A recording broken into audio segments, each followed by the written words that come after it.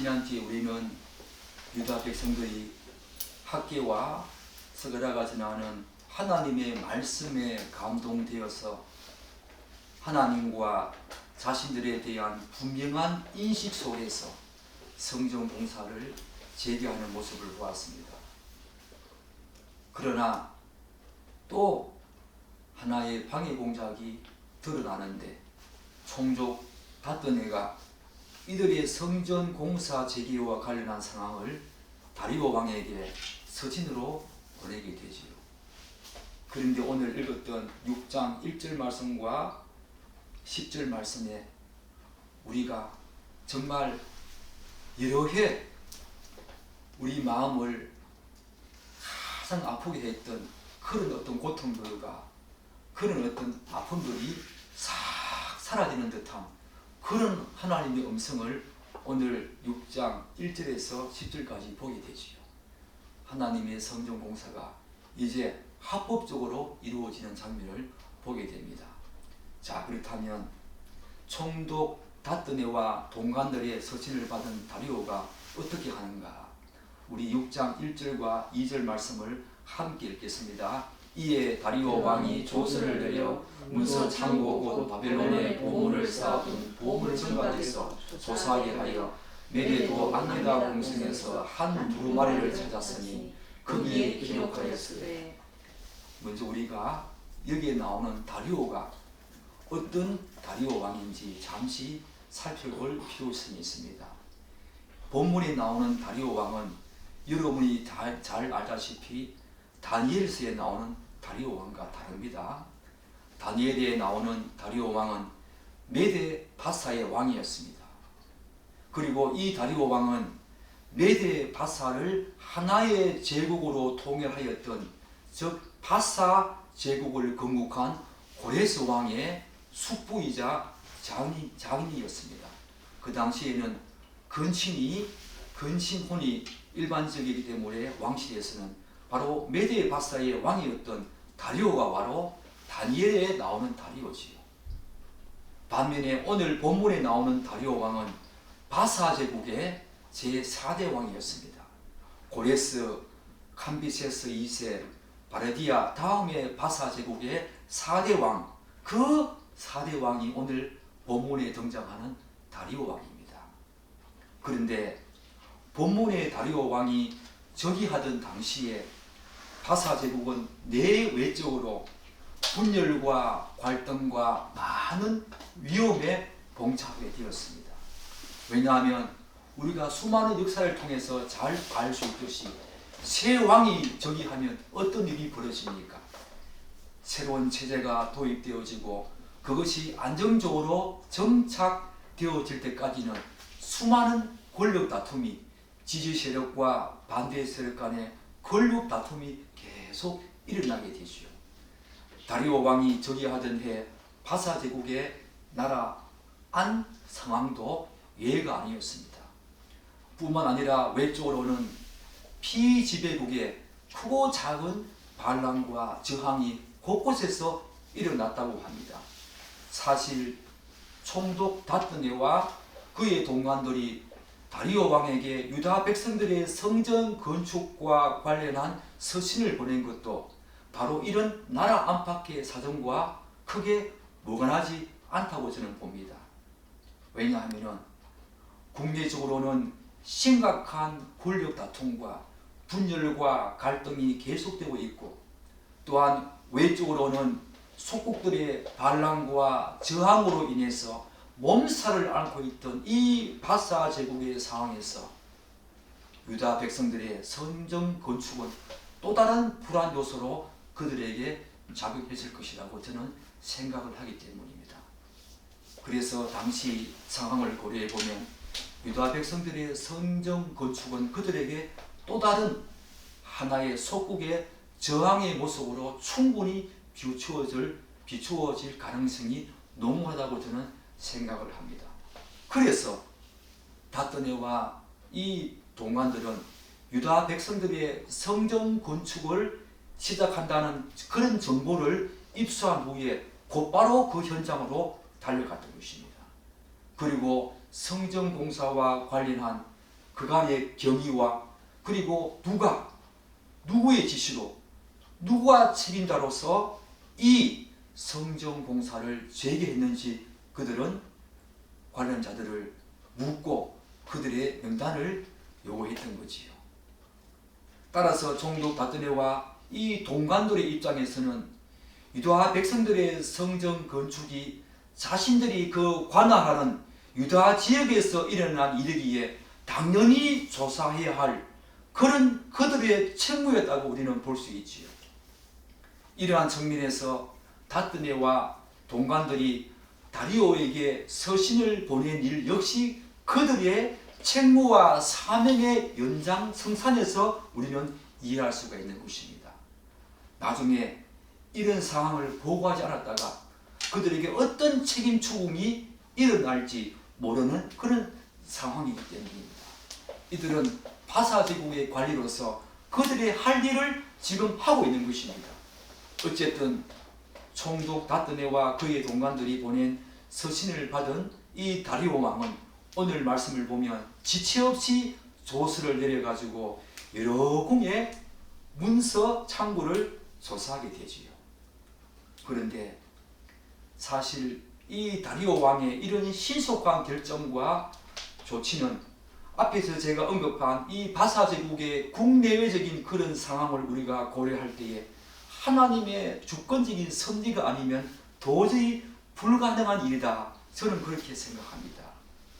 특히 이때는 주전 521년에 즉 성전 재건 공사가 있기 1년 전에 바벨론에서 발생한 대규모 큰 반란이 일어났습니다.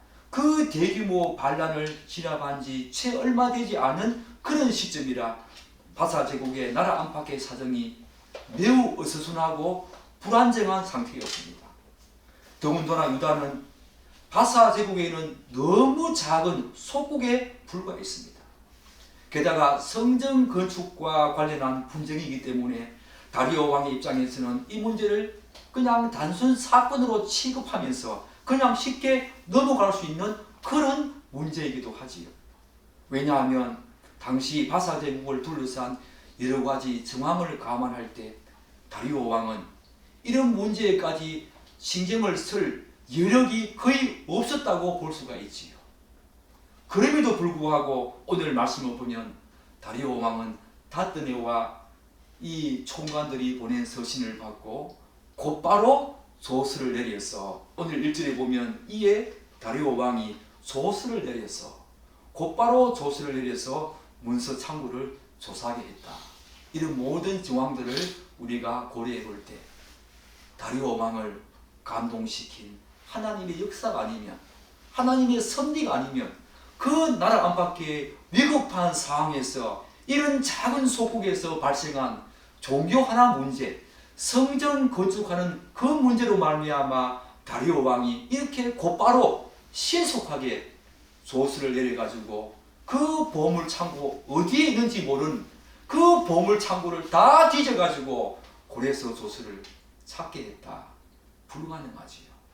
하나님의 섭리와 하나님의 역사가 아니면 도저히 불가능한 일이다. 저는 그렇게 생각을 합니다. 무엇보다도 다리오 왕이 당시 나라 안팎의 사정이 여전히 불안정한 그런 비상시국에 작은 속국 유다에서 발생한 성전 관련 분쟁에 특별한 관심을 두었다는 것은 선뜻 이해하기가 힘든 부분이기도 하지요. 사랑하는 여러분, 그렇지 않습니까? 그런데 오늘 하나님의 역사를 보십시오. 어찌 보면 그들이 보낸 서신에 고레스 왕이 언급된 것은 바로 유다 백성들에게는 신의 한 수였다. 저는 그렇게 생각합니다. 그도 그럴 것이 우리가 잘 알다시피 고레스가 누굽니까? 고레스가 누굽니까? 고레스는 바사 제국의 건국의 아버지입니다. 다리오 왕의 선대 왕이었습니다. 비록 지금 이 상황 속에 고레스는 아마 이미 사망했지만 바사 제국에서 그의 영향력은 다리오 왕이 지배하고 있던 이 당시에도 그의 영향력은 대단했을 것이라고 저는 생각을 합니다. 그리고 그렇기 때문에 다리오는 선대왕 그 고레스 조서, 자기는 몰랐지만 그 고레스 조서가 언급되어지는 것을 바라보면서 다리오는 뭔가 있다고 생각을 했을 것입니다. 한편 다리오 왕의 이 명령으로 고레스 조서를 찾기 위한 끊임없는 노력들이 여러 궁들에서 일어나기 시작을 하지요. 그런데 고레스 조서는 오늘 말씀에 보면 바사 왕들의 여러 휴양지였던 앙메다 공성에서 발견되어집니다. 이것 또한 하나님의 은혜가 아니면 불가능하다. 저는 그렇게 생각을 합니다. 사랑하는 여러분, 바사 제국은 엄청난 영토를 관할하고 있던 대제국이었습니다. 그리고 그 지역은 봄, 여름, 가을, 겨울에 따라서 기온차가 너무 심하기 때문에 궁궐이 계절마다 이 바사 왕들이 근무하던 그런 거처하던 궁궐이 달랐습니다. 예를 들면 겨울에는 바벨론 궁에 이들은 거주했습니다. 그리고 봄에는 그 수상궁, 우리가 에스더에 나오는 수상궁에 이들은 거주했습니다. 오늘 이 두루마리가 발견된 앙메다 궁은 여름에 이들이 거처하는 곳이었습니다. 약 해발 1500m 되는 아주 여름에는 시원한 곳이었지요. 바로 이 앙메다 궁은 메데 바사 제국이었던 메데의 수도였습니다. 아마 1절 말씀을 보면 이에 다리오 왕이 조서를 내려 문서 창고 곧 바벨론의 보물을 쌓아둔 보물 정각에서 라고 하는 이 부분을 볼 때에 아마 다리오 왕은 고레스 조서를 찾기 위해서 바벨론 궁부터 시작해서 마지막으로 앙메다 궁을 조사하게 했을 것입니다. 그런데 마침 마지막으로 조사한 앙메다 궁, 즉 메데의 수도였던 앙메다 궁에서 한 두루마리가 기적적으로 발견되어지지요. 추측컨대 이 고레스 조서는 수많은 조서들과 함께, 수많은 문서들과 함께 아마 많은 먼지를 뒤집어선 채 뒤섞여 있었을 것입니다. 거기에서 고레스 조서를 찾는다는 것은 결코 쉬운 일이 아니지요.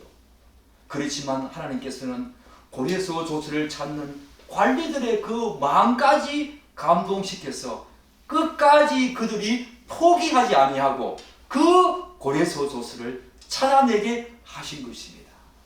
하나님의 은혜지요.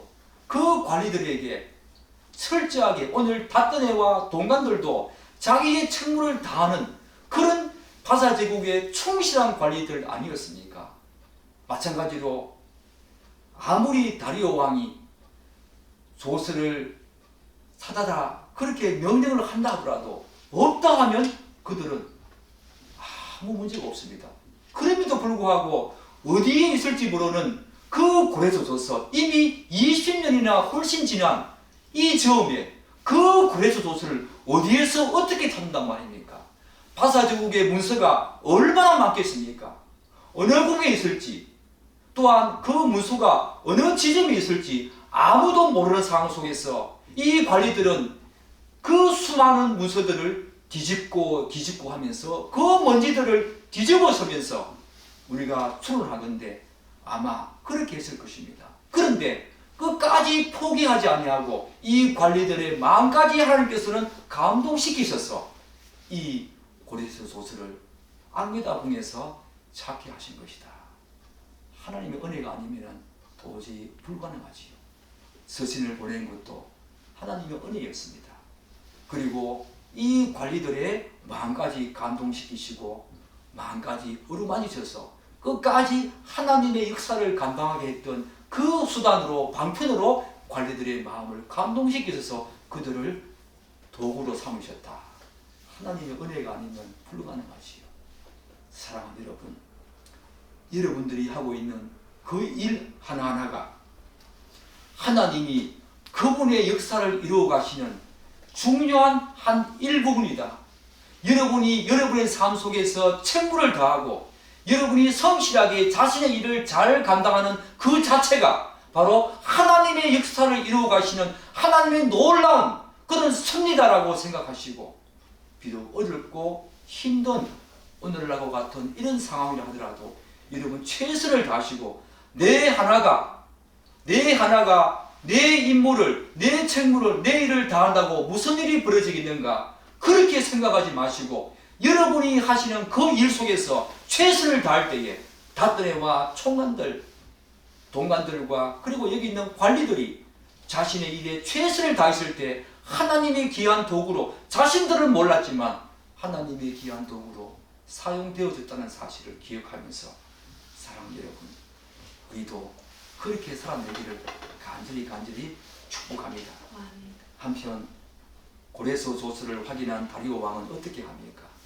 즉각적으로 총독 닷더네와 동관들에게 몇 가지 답신 조서를 내리게 되지요. 어떤 것입니까? 우리 3절 말씀 읽어보겠습니다.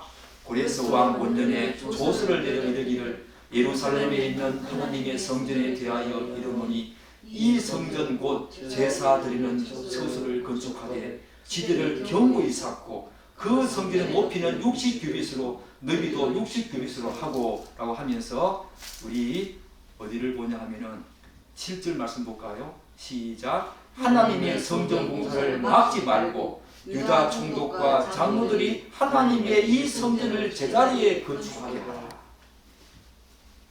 예루살렘을 멀리하고 하나님의 성전 공사를 막지 말며 유다 총독과 장로들에게 하나님의 성전을 제자리에 건축하게 하라. 다시 말씀드려서 제자리에 건축하게 하는 한 절대로 총독 닷더네와 동관들 그리고 그 주위에 있는 어떤 방해자들도 이 성전 공사를 절대로 방해하지 마라 라고 이야기를 합니다. 고레스 조서를 그대로 인용하면서 다리오 왕의 이런 답신은 아마 총독 닷더네와 그의 동관들에게 전해졌을 때에 그들의 총격은 아마 이만저만이 아니었을 것입니다. 비록 자신들의 책무를 다하는 그런 모습으로 서신을 보내기는 했지만 그 다리오 왕의 답신을 받고 난 다음에 이들의 충격은 아마 이만저만이 아니었을 것이라고 저는 추측을 합니다. 왜냐하면 다리오 왕의 이런 답신 내용은 그들이 전혀 예초에 예상하지 못했던 것이기 때문입니다. 우리는 이미 유다 백성들이 학개와 스가랴의 하나님이 전하는 그 말씀을 듣고 성전 공사를 재개했다는 사실을 이미 잘 알고 있습니다. 이러한 상황을 지켜본 그 닷더네와 동관들이 찾아와서 뭐라고 말합니까? 우두머리들의 명단까지 요구하면서 누가 이 성전을 건축하게 했느냐라고 물었을 때에 고레스 왕의 조서를 이들은 결정적인 이유로 내세우면서 성전을 다시 건축하게 되었다고 말을 하지요. 그런데 유다 장로들은 그 고레스 조서에는 또 어떤 것이 더 기록되었다고 말합니까?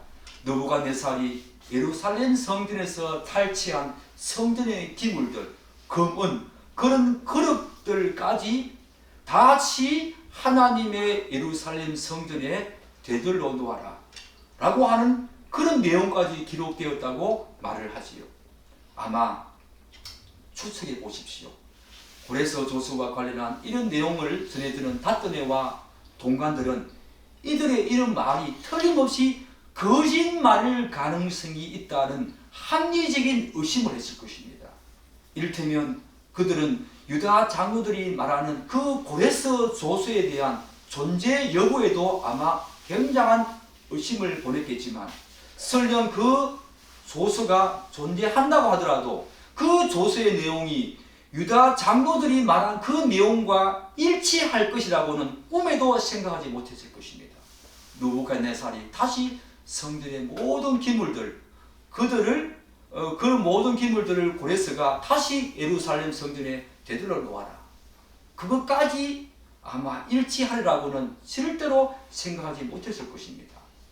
사랑하는 여러분, 제가 지난주에 말씀드린 바와 같이 당시 전쟁 승리국은 패배국의 신상을 전리품으로 가져다가 자신들의 신상 앞에 두는 것이 통례였습니다. 그런데 하나님은 신상이 있습니까? 없습니까?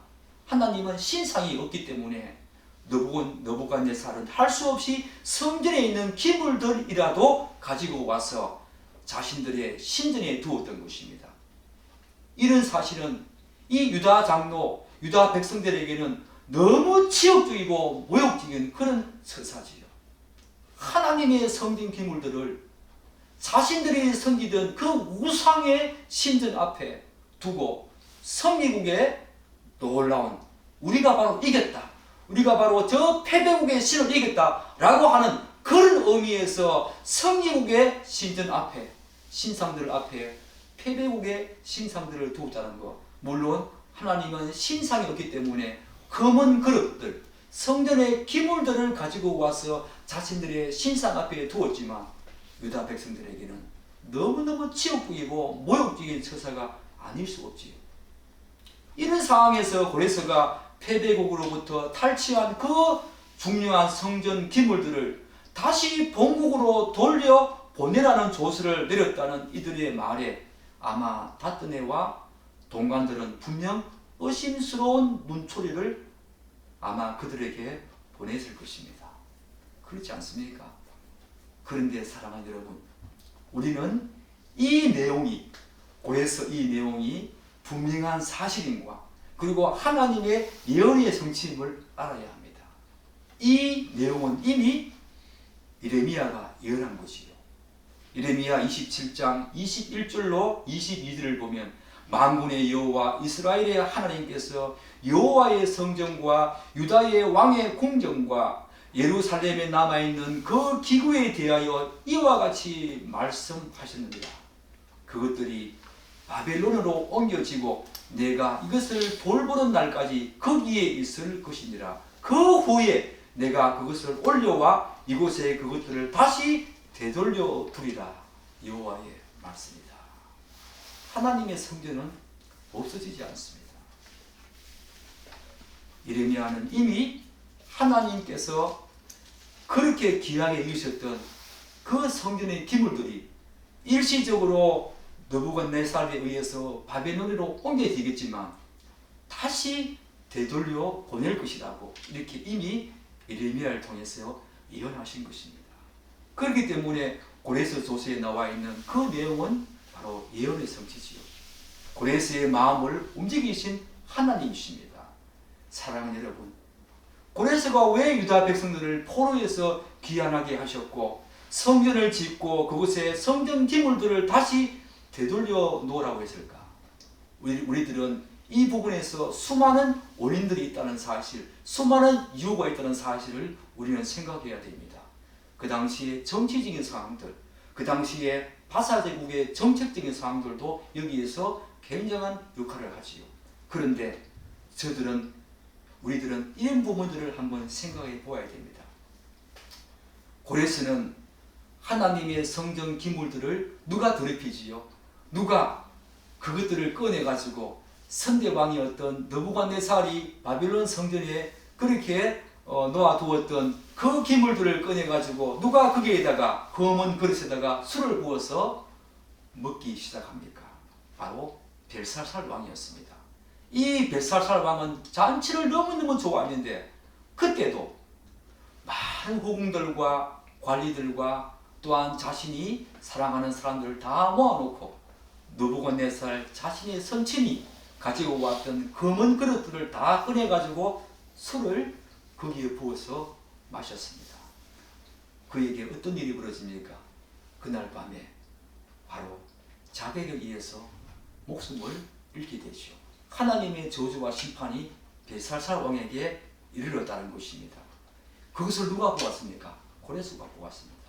이 사실을 다 알고 있는 고레스는 성전 기물들을 예루살렘으로 다시 돌려보내서 재건될 하나님의 성전에 두게 된 것입니다.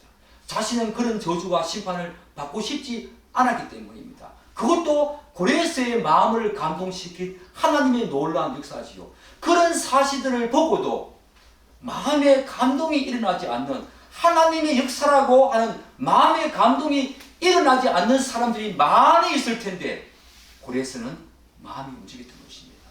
이것은 하나님의 역사구나.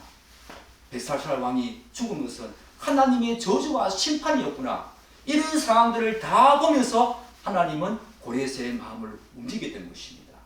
또한 고레스가 바사 제국으로 병합되기 전에 메디의 바사는 메디아가 훨씬 더 강력하고 큰 나라였습니다. 그런데 후에 고레스는 바사 제국으로 그 메디를 병합할 때 이 메디의 수도 이 앙베다 궁에 무혈 입성합니다. 그것조차도 하나님의 역사라고 이 고레스는 생각을 했던 거지요. 그리고 자신의 장인이자 숙부였던 메디의 다리오 왕 당시에 다니엘을 비롯한 이 세 천국에 대한 정보도 아마 고레스는 알고 있었을 것입니다. 그들을 통하여 계시하신 하나님의 놀라운 역사에 대해서 이 고레스는 너무나 잘 알고 있었을 것입니다.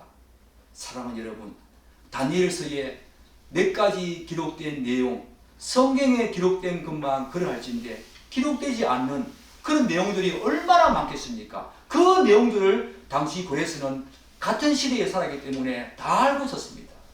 그 모든 것들이 하나님의 역사구나. 비록 하나님을 믿지 않았지만 하나님이 그의 마음을 감동시키셔서 하나님의 역사구나 라고 하는 사실들을 고레스는 알았던 것입니다. 그래서 고레스는 이 모든 상황들을 보고 듣고 경험하면서 이 모든 일들이 유다 백성들이 믿는 하나님의 역사라는 사실을 깨닫고 감동을 받고 바벨론에서 이들을 포로에서 귀환하게 하시며 성전을 짓게 했고 성전의 기물들을 다시 되돌려 보내라고 했던 것입니다. 어쨌든 이러한 사실에 대해서 다윗은 알고 있습니까? 모르지요. 이러한 사실에 대해서 자세하게 알 리 없던 그 당시 그 유다 장로들이 말하는 고레스의 조서의 이 존재 여부도 물론이거니와 이들이 말하는 고레스 조서 내용도 아마 그들은 왜곡되었다, 날조되었다고 아마 다뜨네와 동관들은 생각했을 것입니다. 이러한 합리적인 의심을 하게 된 다뜨네와 동관들은 비록 바사 제국의 국내외 상황이 불안정하고 혼란스럽기는 했지만 다리오 왕에게 서신을 보낸 것입니다. 그러면서 다리오 왕에게 어떻게 부탁합니까? 왕께서 좋게 이기시기든 이라는 완곡한 말과 함께 왕의 보험을 증각해서 고레스 왕의 조서 그것이 존재하는지 아닌지 그 존재 여부와 그 조서 내용을 한번 조사해 보시라고 서신을 보낸 것이요. 사랑하는 여러분, 모든 상황들이 어떻게 흘러갑니까? 우리가 지금 이 상황 속에서는 우리가 다 알고 있지요. 그렇지만 이 유다 장로들과 다뜨네와 다리오는 아무것도 지금 모르고 있는 거지요. 지금 우리들은 이 내용들을 다 알고 있고 다 깨닫고 있고 이미 수천 년 전의 이야기이기 때문에 우리는 성경을 통해서 다 알고 있지만 이 당시에 쓰임받고 있는 다리오, 다뜨네와 동관들 이들은 하나님의 역사에 이렇게 쓰임받고 있는지를 자신들은 지금 모르고 있지요. 사랑하는 여러분, 말하자면 이 다뜨네와 동관들은 유다 장로들의 말들에 대해서 가졌던 이 합리적인 의심을 기정사실로 확신하면서 당당하고 자신만만하게 다리오 왕에게 고레스 조서에 대해서 조사해보라고 서신을 보낸 것입니다. 그런데 지금 다리오 왕으로부터 받은 답신의 내용은 어떻습니까? 어떻습니까? 유다 장로들의 말이 날조되었거나 왜곡된 것이 아니라 자신들, 다뜨네와 동관들 자신들이 애초에 생각했던 이들의 말에 대한 모든 합리적인 의심들이 여지없이 다 깨어지고 무너지는 그런 엄청난 그런 상황에 이들이 직면한 것입니다. 사랑하는 여러분, 방금 읽었던 그들이 성전을 재건하는데 절대로 방해하지 마라. 이런 내용뿐만 아니라 총독 다뜨네와 동관들이 직면한 상황은 단순히 고레스 조서대로 이행하라는 그런 다리오 왕의 명령뿐만 아니라 훨씬 더 심각한 상황을 이들은 맞이합니다.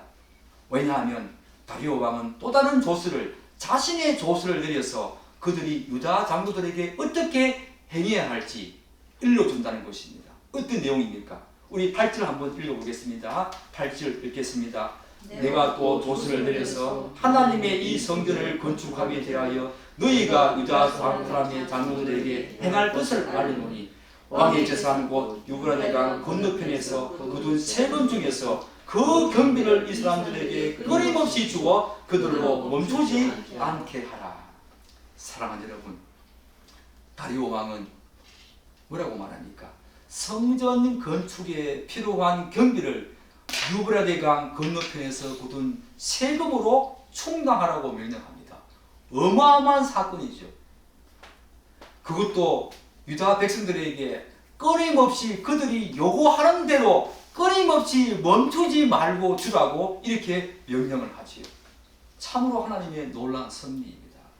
하나님은 정말로 그분의 역사를 이끌어 가시는 과정 속에서 너무나 세밀하시고 정확하다는 사실들을 우리는 이 사실을 통해서 다시 한 번 더 확인할 수가 있습니다. 아마 다튼에도 이런 사실들은 꿈도 꾸지 못할 것입니다. 유다 장로들도 이런 내용들은 성전 방해만 하지 않았으면 좋겠다라고 생각만 했었지. 하나님이 이 놀라운 섭리로 성전 건축에 필요한 경비까지 그 유다 지역에서 거두어들인 그 세금으로 곧바로 충당하게 되는 이 놀라운 축복을 그들이 누리리라고는 꿈에도 생각 못했을 것입니다. 이것이 바로 하나님의 섭리입니다.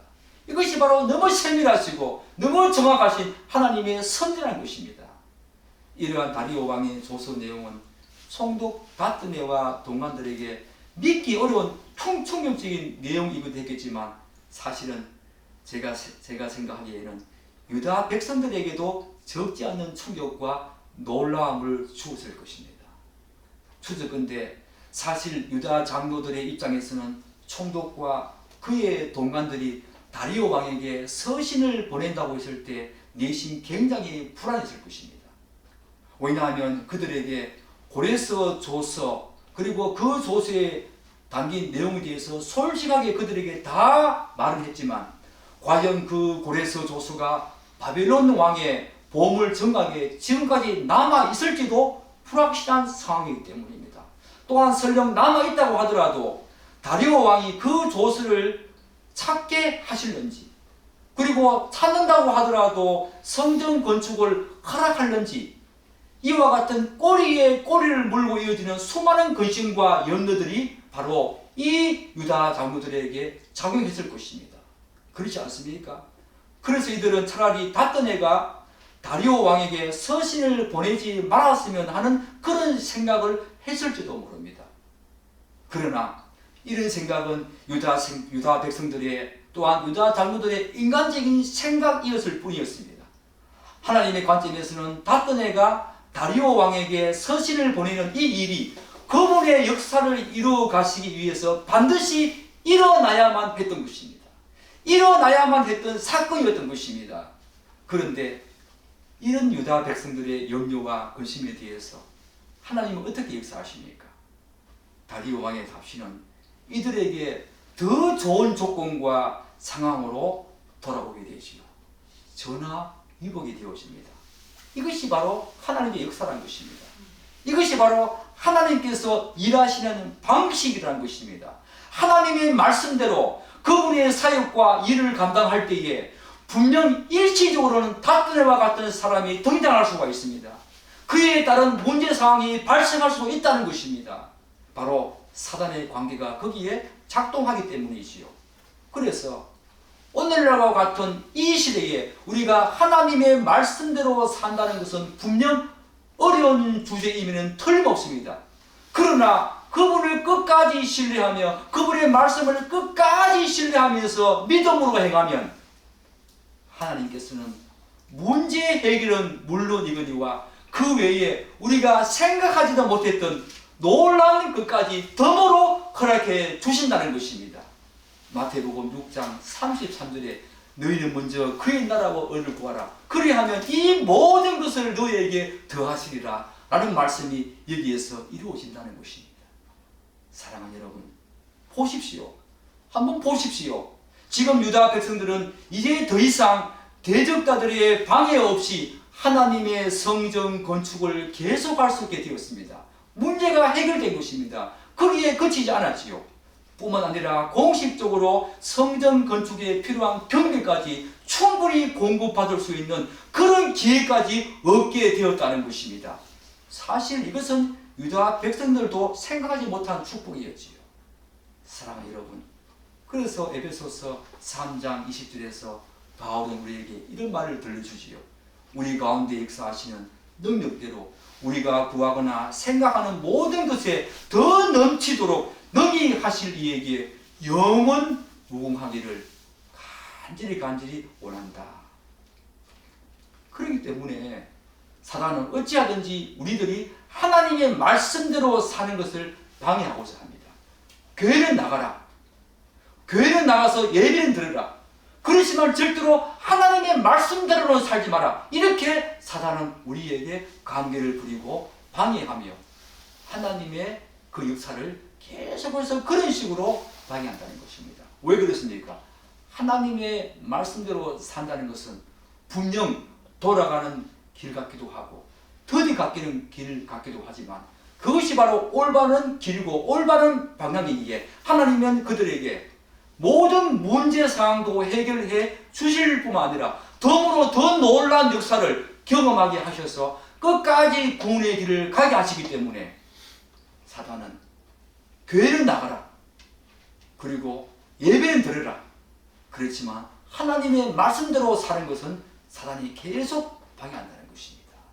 이런 역사가 있기 때문에 사랑하는 여러분, 이제 다리오 왕이 직접 보낸 조서에는 또 다른 놀라운 내용이 있지요. 우리 9절 한번 보겠습니다. 읽겠습니다. 또 그들이 필요하는 것 곧 하늘에 하나님께 드릴 번제의 수송아지와 순양과 어린 양과 또 밀과 소금과 포도주와 기름을 예루살렘 성전장 예루살렘 제사장의 모대로 어김없이 날마다 주어. 정말 놀라운 사실 아닙니까?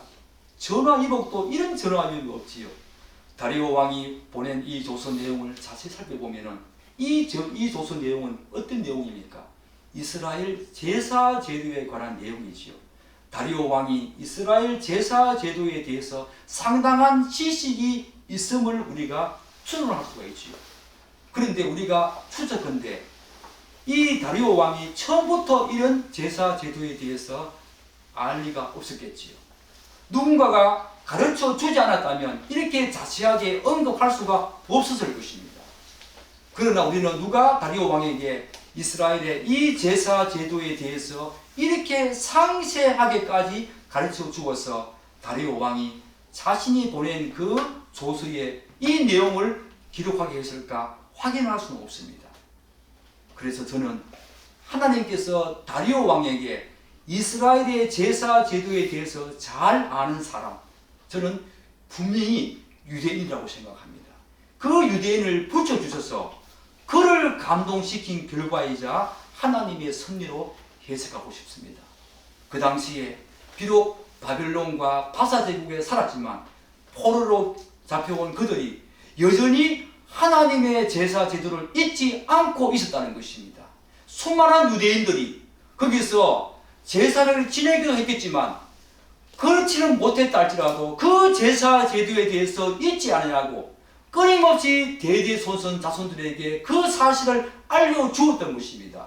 그런 유대인들이 그들 주위에 다리오 왕 주위에 많았다는 것입니다. 아마 관리들 중에도 그런 생각을 갖고 있었던 그런 제사 제도에 대해서 충분히 알고 있었던 그런 사람들이 저는 많았을 것이라고 생각합니다. 그들을 통해서 다리오 왕에게 이 사실을 알게 해주셨고 다리오 왕은 그 사실에 감동을 받고 이 조서의 내용에 이런 내용들을 수록했겠다.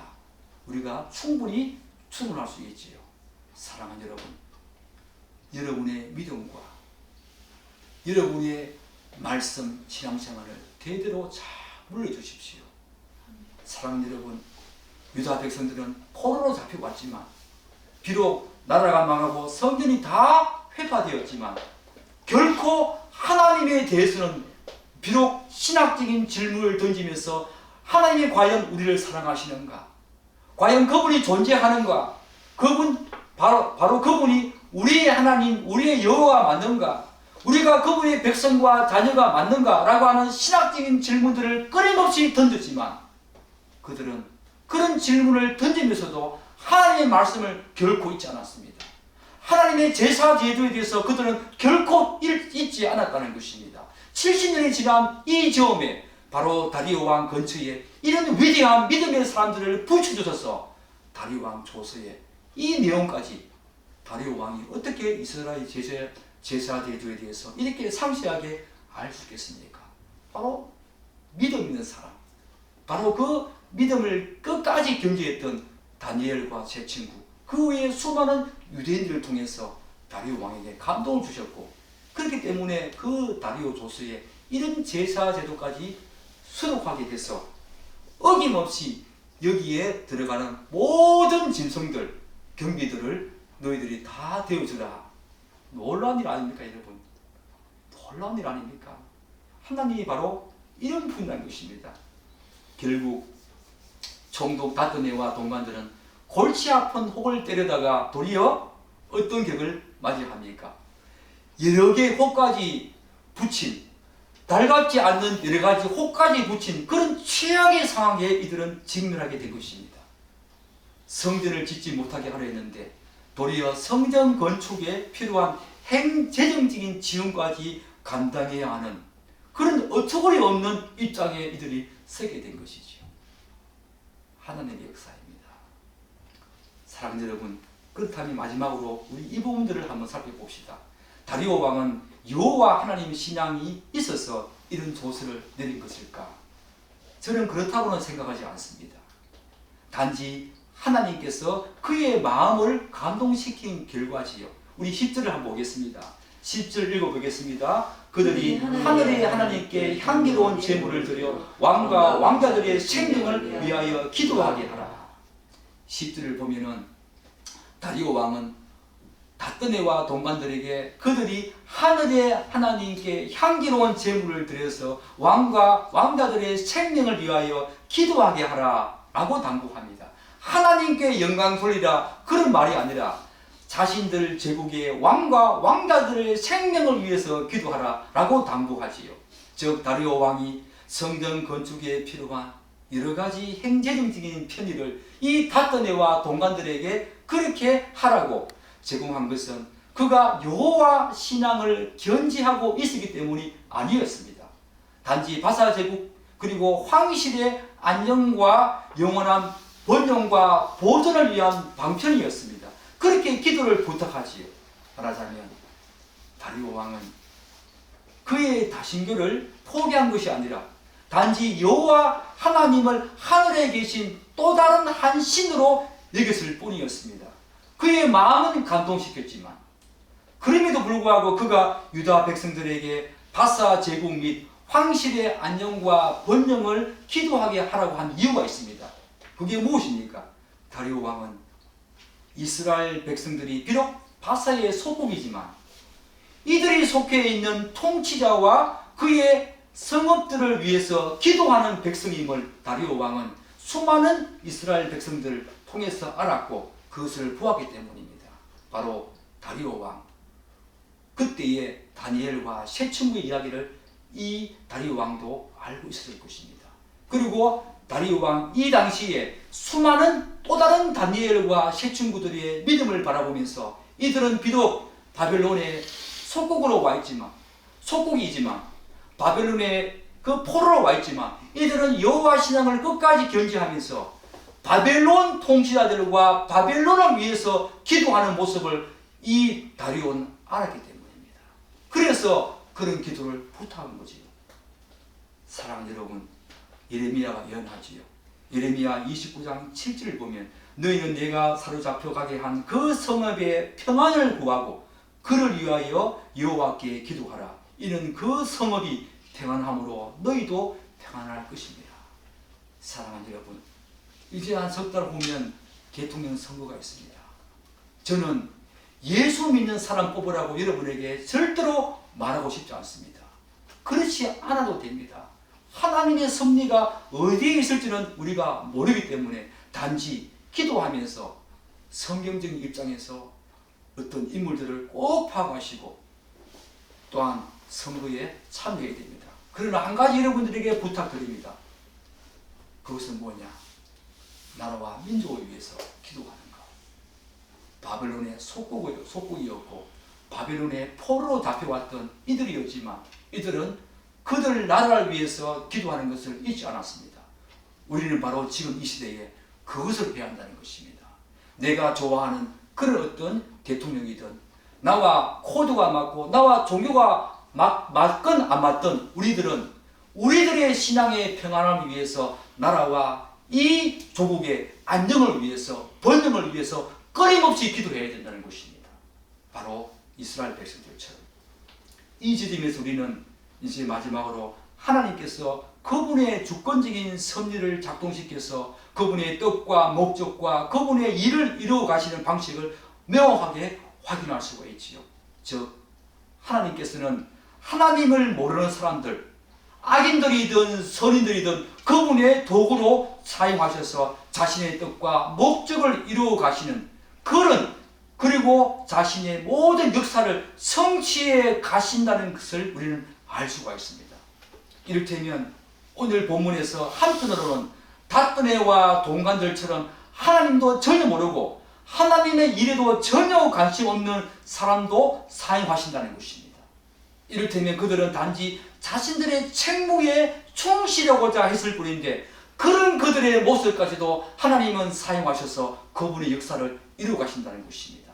뿐만 아니라 오늘 다른 한편으로는 다리오 왕같이 자신의 제국과 황실의 번영과 안녕과 보존이라고 하는 지극히 개인적이고 인간적인 생각과 의도까지도 그분의 일에 다 선용하셔서 그분의 역사를 성취해 가신다는 것입니다.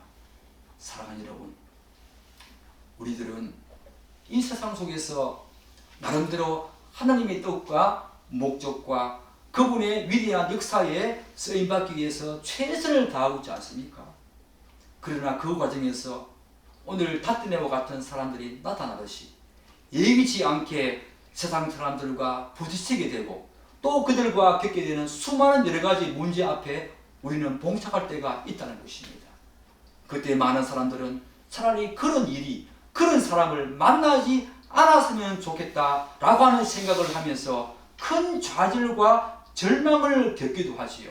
그러나 그것은 단지 우리들의 생각일 뿐입니다. 오늘 본문을 보십시오. 하나님의 관점에서는 그분의 역사를 이루기 위해서는 반드시 그 모든 일들이 다 필요했던 것입니다. 그 모든 일들이 다 일어나야만 했던 것입니다. 그래서 우리가 반드시 명심해야 할 것이 있습니다. 그게 무엇입니까?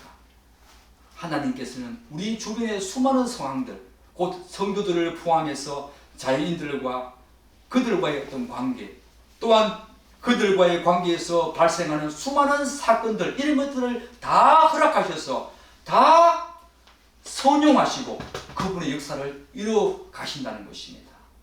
우리는 이러한 사실을 잘 깨달을 수 있는 그런 영적인 분별력과 안목을 지금 이 시대에 기르려야 한다는 것입니다.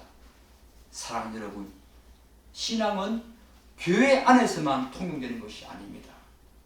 신앙은 우리가 살아가는 세상 일터와 가정과 직장에서 여전히 통용된다는 것입니다. 그래서 하나님은 믿는 성도들 뿐만 아니라 믿지 않는 모든 사람들까지 다 동원하시고 그들과의 모든 어떤 관계선, 그들과의 어떤 부딪힘, 갈등과 문제까지 다 선용하셔서 그분의 일을 이루어 가신다는 것을 절대로 잊어서는 안 된다는 것입니다. 비록 그들이 하나님의 사역과 역사에 악의적이고 때로는 지극히 개인적인 차원에서 그 일에 접근한다고 하더라도 전지전능하시고 편지하신 하나님은 이 모든 상황을 다 깨뜨려 보고 계신다는 것입니다. 몰라서 그분이 침묵하거나 방황하고 있다는 것이 아니라는 것입니다. 그럼에도 불구하고 그것조차도 하나님의 뜻과 역사를 위해서 하나의 수단과 방편으로 선용하셔서 그분의 일을 이루어 가신 이 놀라운 하나님의 역사를 보십시오. 하나님의 섭리를 보십시오. 그분의 그 정확성과 세밀하심을 보십시오. 모든 상황들을 전화위복시키시는 그분을 보십시오. 하나님의 말씀대로 살았을 때에 그 결과가 어떠한지 돌아가는 것 같고 뒤처지는 것 같고 또한 우리가 패배자인 것 같지만 절대로 그렇지 않습니다. 우리는 세상의 가치와 세상의 이치와 세상의 방식과 원리를 거스르면서 사는 사람들입니다. 로마서 12장 2절이 그렇게 말하고 있지 않습니까? 너희들은 이 세대를 본받지 말라. 하나님의 말씀대로 살았을 때에 오늘 이와 같은 놀라운 하나님의 세밀하심과 정확하심과 섭리하심과 그분의 주권적인 그런 섭리하심이 우리에게 작동한다는 것입니다. 사랑하는 여러분, 따라서 우리는 성급하게 현재적으로 직면한 수많은 상황의 유불리를 우리들 관점에서 유불리를 우리가 성급하게 판단하면서 절대로 좌절하거나 절망하지 말아야 합니다. 하나님의 말씀과 그분을 끝까지 신뢰하며 살아갈 때에 오늘 본문과 같은 하나님의 놀라운 정확성과 세밀함, 그분의 섭리 가운데 일하시는 그분의 역사를 여러분들은 여러분들의 삶의 모습 속에서, 삶의 터전에서, 여러분의 일터에서 여러분이 생각하는 모든 것 이상으로 역사하시는 하나님의 놀라운 그 역사를 바라보게 될 것입니다. 그런 역사를 경험하면서 살아가는 여러분 되시기를 간절히 축복합니다. 기도하겠습니다. 주님 감사합니다.